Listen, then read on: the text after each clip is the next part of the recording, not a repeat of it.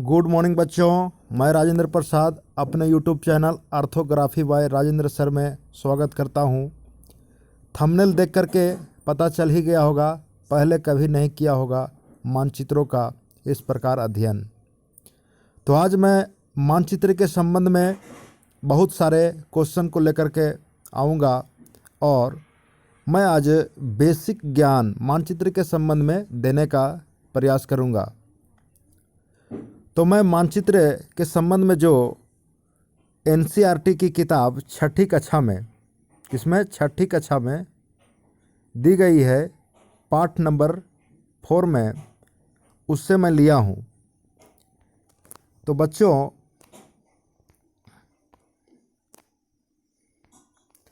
आप लोग देख सकते हैं, बार बार पूछा जाता है मानचित्र किसे कहते हैं या मैप किसे कहते हैं।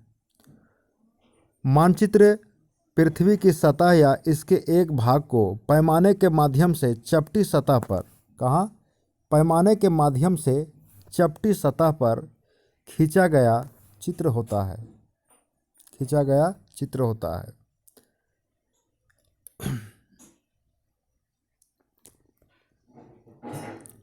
और आप दूसरा नंबर में देख पाते होंगे, मैं थोड़ा जूम करता हूँ। यदि बहुत से मानचित्रों को एक साथ रख दिया जाए तो एटलस बन जाता है। एटलस क्या होता है? बहुत से मानचित्रों का किताब होता है। ये छठी क्लास में दिया गया है। मानचित्र बच्चों आज तक मुझे उम्मीद है कि मात्र 2 ही प्रकार के आप लोग देखे होंगे, लेकिन मैं आज बताता हूँ मानचित्र 3 प्रकार के होते हैं। मानचित्र 3 प्रकार के होते हैं। तो पहला मानचित्र भौतिक मानचित्र है, जिसके अंतर्गत आप इस मानचित्र को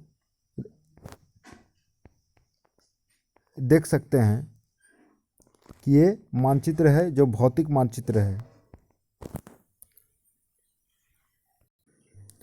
इस मानचित्र के अंतर्गत आप लोग देख पाते होंगे, इधर उत्तर की ओर पर्वतमालाएं, मैदान, नदियां, पठार और महासागर, ये सारे के सारे बातों को बताया जाता है।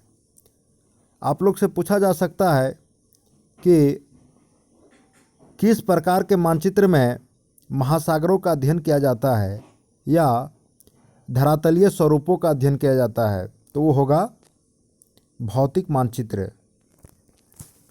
अब मैं देखता हूँ भौतिक मानचित्र के अंतर्गत, यहाँ मैं लिख भी दिया हूँ पर्वतों, यहाँ होगा पठारों, यहाँ क्या होगा?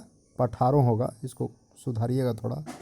पर्वतों, पठारों, मैदानों, नदियों, महासागरों आदि का अध्ययन किया जाता है। ठीक इसी प्रकार है दूसरा है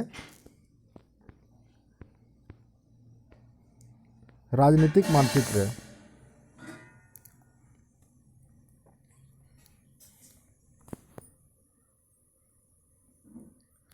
दूसरा क्या है? राजनीतिक मानचित्र है।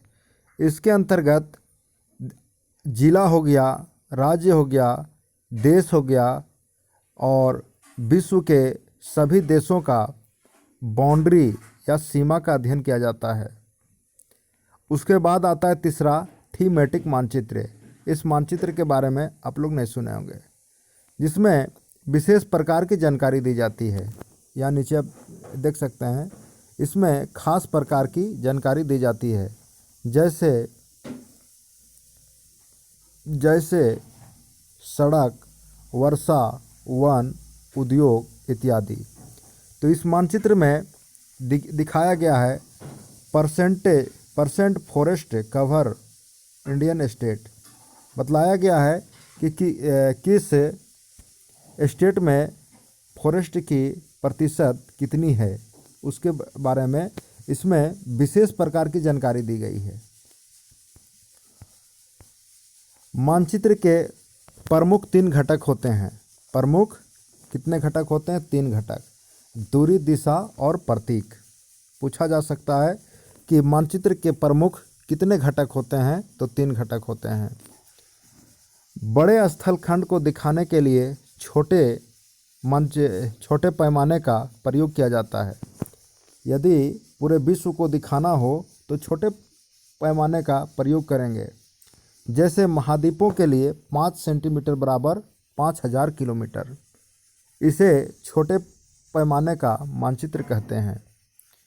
उसके बाद है बताया गया है छोटे पैमाने वाले मानचित्र की तुलना में बड़े पैमाने वाले मानचित्र अधिक जानकारी देते हैं। बता रहा है कि जो छोटे पैमाने का मानचित्र होता है उसके तुलना में बड़े पैमाने वाले जो मानचित्र होते हैं वो अधिक जानकारी देते हैं। अब प्रधान दिक् बिंदु कितने हैं? तो दिक् बिंदु अर्थात दिशाओं के संबंध में पूछा गया है, तो ये होगा 4। कितना है? 4 है।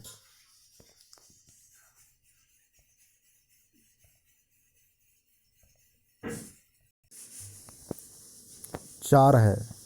तो इसमें देखिए कि न्यूज इसी से बना है, नॉर्थ, ईस्ट, वेस्ट और साउथ। इसको N for north, E for east और W फॉर वेस्ट और S फॉर साउथ। इसी से बोला जाता है न्यूज अर्थात चारों दिशाओं का समाचार। तो इसे प्रधान दिक् बिंदु कितने हैं? 4 हैं। उसके बाद आता है बच्चों प्रतीक मानचित्र के विश्वव्यापी भाषा होते हैं। प्रतीक जो होते हैं, सिंबल जो होते हैं, वो विश्वव्यापी भाषा होते हैं। यदि भारत में नदी के लिए नीले रंग का प्रयोग या जल के लिए नीले रंग का प्रयोग किया जा रहा है तो अमेरिका में भी वही रंग का प्रयोग किया जाएगा। वनस्पतियों के लिए जो रंग का भारत में प्रयोग किया जा रहा है वही रंग अमेरिका में, ऑस्ट्रेलिया में किया जाएगा। इसका अर्थार्थ ये हुआ। अब जो है आप लोग से पूछा जा सकता है कि नीले रंग मानचित्र में किसे दिखलाने के लिए किया जाता है? तो बच्चों जलाशयों के लिए, और भूरा रंग पर्वतों के लिए, पीला रंग पठार के लिए, हरा रंग मैदान के लिए। मैंने इन रंगों का भी प्रयोग करने का प्रयास किया है। रेखाखंड एक आरेख है जो पैमाने पर नहीं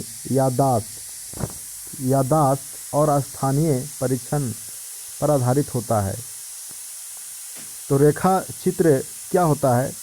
मान लिया जाए आपसे कोई व्यक्ति पूछे कि आपका घर कहाँ है, तो आप एक रेखा चित्र के माध्यम से बताएंगे कि यहाँ से आप सीधे पूरब की दिशा में जाने के बाद यहाँ से दाएं मुड़ जाइए।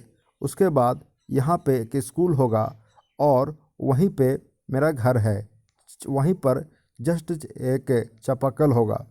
तो एक रेखा चित्र बन गया जो याददाश्त के लिए और स्थानीय परीक्षण पर आधारित होता है। एक छोटे क्षेत्र को बड़े पैमाने पर खींचा गया चित्र को खाका कहा जाता है। खाका कहा जाता है। जैसे मान लिया जाए आप लोग अमीन लोग को देखे होंगे, जब किसी प्लॉट को नापने के लिए जाते हैं तो मान लिया जाए कि एक छोटा सा प्लॉट इस प्रकार से बना है। अब उसी प्लॉट को ठीक उसी प्रकार से एक बड़ा पेपर पर खींचता है जिसे खाका कहते हैं, और इसकी दूरी को इस पे मेजरमेंट करता है, इसकी जो लंबाई चौड़ाई है इसमें लिखता है और वो समझने का प्रयास करता है। तो बच्चों मुझे उम्मीद है कि आप लोग को ये वीडियो अवश्य ही लाभ देगी। आप इस चैनल को अवश्य सब्सक्राइब करें, शेयर करें और बेल की आइकन की घंटी जो है उसे दबाएं ताकि मेरे द्वारा जो भी वीडियो बनाया जाए सर्वप्रथम आप तक पहुंच सके। धन्यवाद।